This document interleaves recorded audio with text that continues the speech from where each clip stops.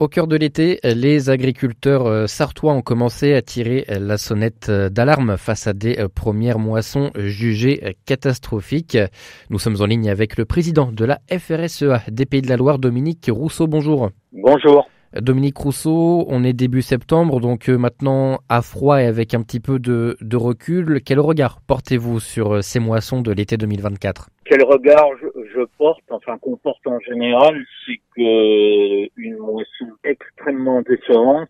Mémoire de personnes, on n'a pas vu ça depuis 40 ans. On a eu des années particulières en 2016, en 2020, mais là on bat les records. Des records, mais à l'inverse, c'est-à-dire que dans certains secteurs, on a des niveaux de production à moins 50%. Moins 50% sur quel secteur, du coup, on peut préciser ? En fait, ça a été en fonction du type de terrain et en fonction de la pluviométrie sur le département. Si on couple des terres humides, argileuses et beaucoup de pluviométrie, les cultures ont été très impactées, notamment celles qui ont été semées à une date normale, c'est-à-dire entre le 15 octobre et le 1er novembre. Là, c'est vraiment hyper catastrophique. Après, on a eu une deuxième fenêtre de tir fin novembre, début décembre. On a été au moins impacté par les pluies d'avant, évidemment. Après, ce qui s'est passé, c'est qu'on a eu un printemps humide.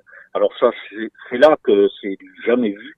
Un printemps humide avec peu de luminosité, donc moins de photosynthèse, et puis l'humidité qui a fait que les champignons sont développés, beaucoup de maladies sur les céréales. Donc évidemment des conditions très particulières pour cette année. Vous avez évoqué le chiffre de 50%, mais en moyenne, plus globalement, c'est on va dire 30% de récolte en moins, oui, c'est ça? Oui, c'est tout à fait ça, 30%.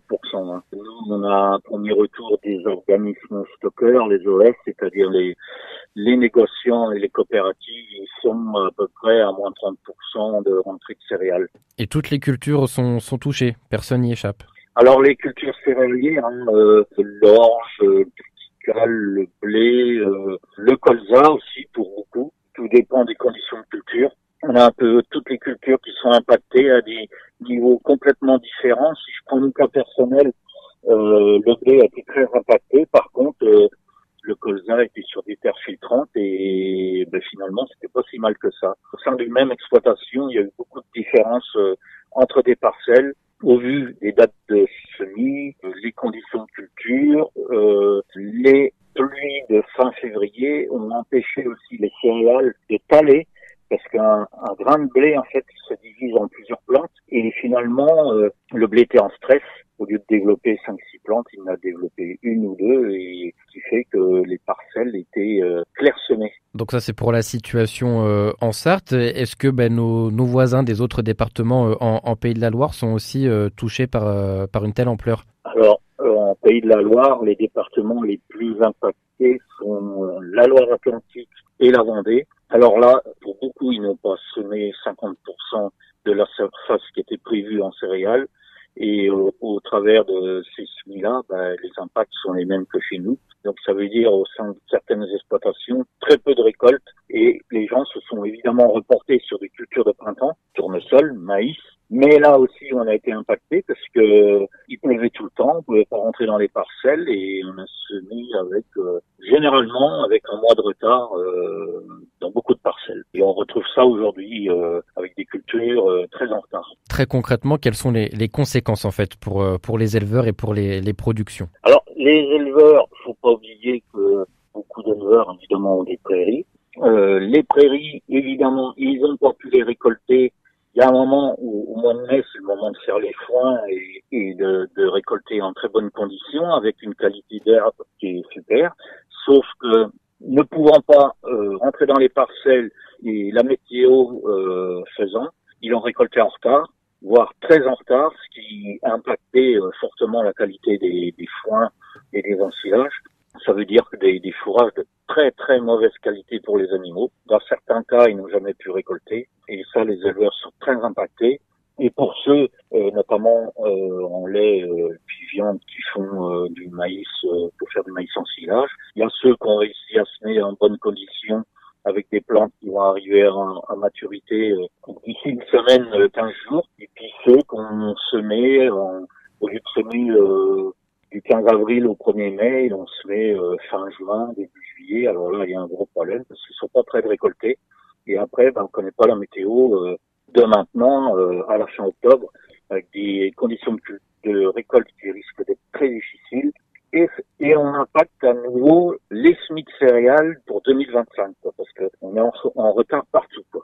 Et forcément, qui dit retard de récolte dit retard aussi pour les prochains semages. Les suivants, et on risque de massacrer les parcelles. Enfin voilà, il y a des machines qui sont prêtes, une machine à chenille et tout, mais le problème c'est un surcoût, et en conditions extrêmes, les machines ne passent plus du tout, quoi. Donc nous, on mise un peu sur du beau temps, un peu moins de pluie, et de façon à ce que les cultures avancent, et puis un peu de température, parce que par exemple le maïs, on calcule en somme de température, mais là, il n'y a pas le compte, hein. En fait, pour prendre l'exemple du maïs, autant on peut être impacté, comme en 2022, des conditions extrêmes de sécheresse et de chaleur, mais à l'inverse, des conditions très humides, manque de luminosité et de chaleur, le maïs est aussi impacté que des années sèches, quoi. Vous faites le comparatif avec la sécheresse et le temps sec. On sait qu'il peut parfois y avoir des aides en cas de sécheresse pour les agriculteurs qui auraient perdu une partie de leur récolte. C'est aussi le cas pour ce genre de temps, au contraire, très humide? Disons que oui et non. On a la possibilité d'assurer nos cultures. C'est pas une obligation. Aujourd'hui, 28% des agriculteurs vont assurer leur culture. Pas forcément toutes. Ça veut dire que celui qui n'est pas assuré, il n'a rien du tout. En fait, il n'y a pas d'aide. Les aides, ça n'existe pas dès lors que les cultures sont assurables, quoi, hein. Après, dispositif d'aide exceptionnel, c'est pas la France qui va nous aider. L'Europe a des possibilités, puisque la France est très impactée, l'Allemagne, la Belgique. Donc, on va voir. Le problème, c'est que aujourd'hui, c'est les trésoreries qui sont mises à mal. Il y a des factures à payer. Et là, en termes de trésorerie, on va vers quelques soucis dans beaucoup d'exploitations. C'est plus une histoire de revenus, là, c'est une histoire de trésorerie pour payer, rembourser les prêts en blavure, enfin les charges de MSA et tout. Et là, on va avoir un très très gros problème. Merci beaucoup Dominique Rousseau. Je rappelle que vous êtes le président de la FRSEA Pays de la Loire. Merci, au revoir.